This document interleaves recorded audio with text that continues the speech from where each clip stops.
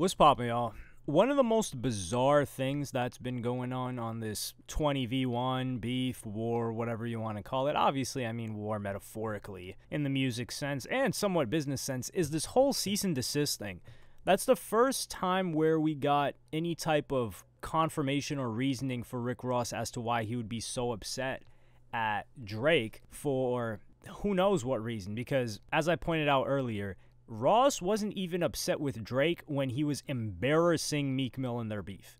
And Meek Mill, musically, in his music career, he was signed to Maybach Music, and he was the #1 guy on there. So he was Ross's moneymaker, and he was tanking. It was not good for him. The look was not good for him. People were clowning him, and Ross stayed out of it. And he worked with Drake after that. So if hitting Ross's bottom line through that beef didn't get Ross to at least distance himself from Drake, it had to be something big or something snaky that would have him turn his back. We got some sort of reasoning. I don't think it's the complete reasoning when Ross said that in his song Champagne Poetry that Drake sent a cease and desist to a song that was supposed to release with French Montana on French Montana's album. They're close. Ross, French Montana, Drake, they're pretty cool. Drake has given French Montana a couple of features, big features.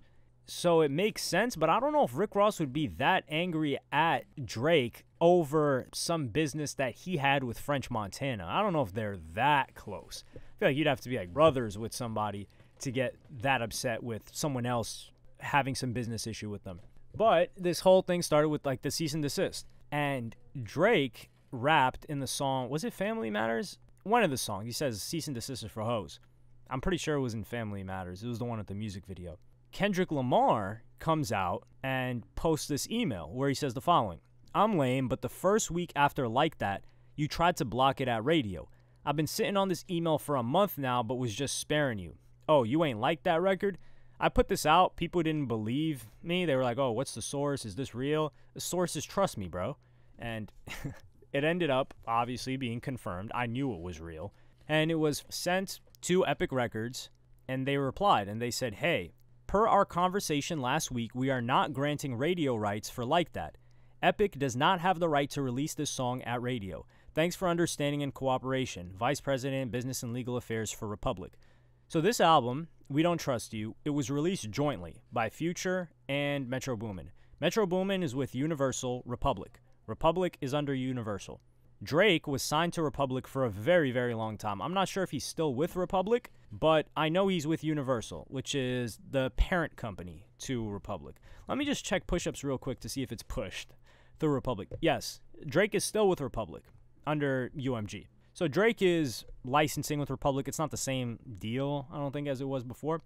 But he's with Republic, and it's also Future who's with Epic, which is Sony. So this is jointly Epic and Sony. Interestingly enough, Academics gave some sort of explanation, which gives a little bit more clarity, but I don't know if that's the reasoning. So he was saying that there were a couple of songs that they were pushing as the initial hits, so to speak, like where the budget was going to go, the marketing budget.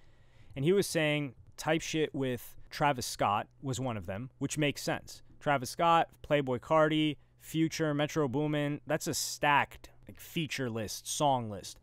And all four of those guys, they even got a music video produced for it, so they put a budget behind that. They're likely going to push that instead.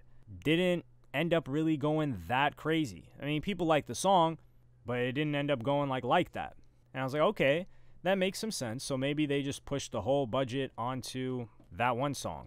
And there was also, I think it was, no, this was We Still Don't Trust You. There was another song, I think, that they had a music video for on that same project.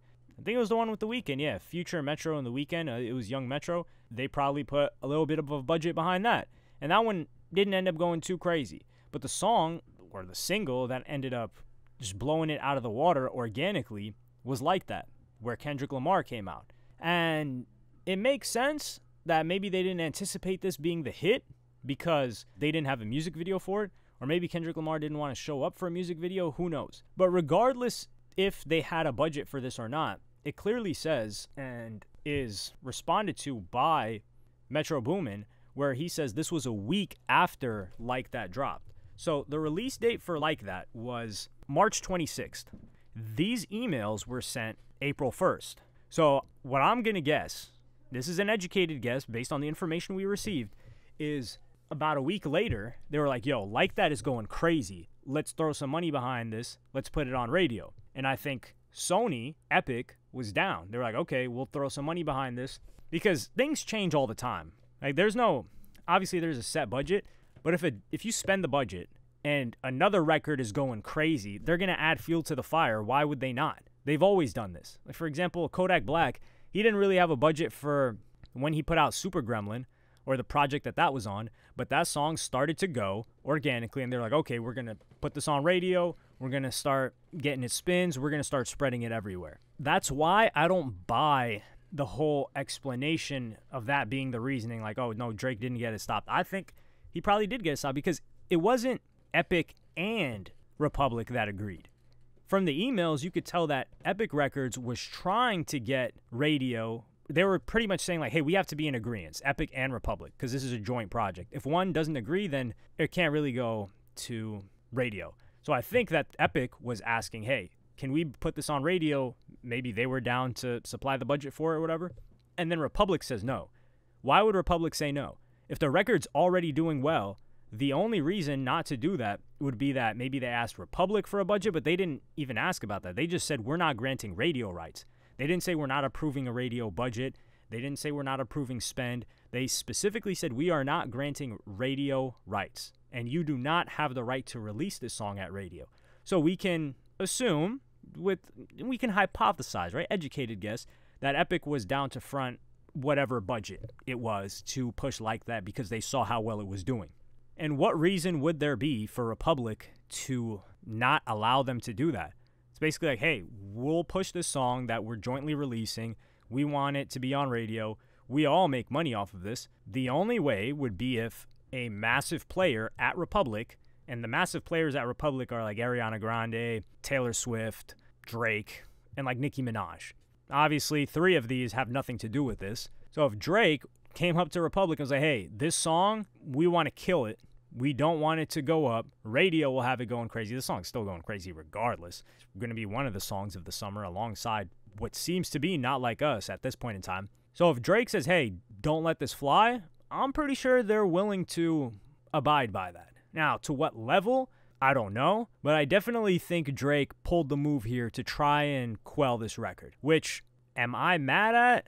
No, I'm kind of indifferent to it. Do I like that he did that? No, because I like Future, I like Metro Boomin, I like Kendrick Lamar, I like Drake. I want to see songs succeed to the fullest extent. And them being stifled by games like this, I don't like it as a listener. Now, if I'm on Drake's team, I love this. Hey, yo, get this shut down. We don't want you looking crazy. So this is just from my perspective, someone that's not on Drake's team. And just not on any of these people's team, just a listener. Even if a Drake song was getting blocked, I'd be like, yo, come on, let him rock. Although people are saying they don't trust Metro Boomin as much, which is kind of crazy. He's like, we don't trust you. But Metro Boomin doesn't seem to have outright lied about anything. Now, he did really, really push, I think, too hard the whole, oh, Drake likes kids thing when people were stepping on Drake, and it kind of bit Metro Boomin back quite terribly. But he was just throwing fuel on the fire. When he said he was hacked, I genuinely believe that he was hacked. He showed a ton of proof. He showed a ton of screenshots, someone trying to get free clothes, this and that. Although the tweets did sound like Metro Boomin, especially how Metro Boomin's been tweeting the past week where he's feeling like he's taking some victory laps. It's never really over. Drake doesn't seem like the type of person to forget. So I'm inclined to believe this, and I don't think this email is going to be faked. If the email was faked, I think some representative would have spoke out against it. And it makes sense. Although everyone ended up winning in the end, this song still ended up going up. Pretty sure it's on radio now, or it's been on radio for past month, and will continue to be at radio. But the fact that Drake is kind of throwing, cease and desist for hoes, when French Montana has really sat this one out. Quite diplomatic of him. A lot of people have sat this one out and not said a peep. Interviewers, y'all better ask them about this beef when it comes time for them to do some sort of press run. But let me know what y'all think about this in the comments. Like, subscribe, and hit the notification bell if you enjoyed. Follow me on Twitter and Instagram. Thank you for watching. Peace.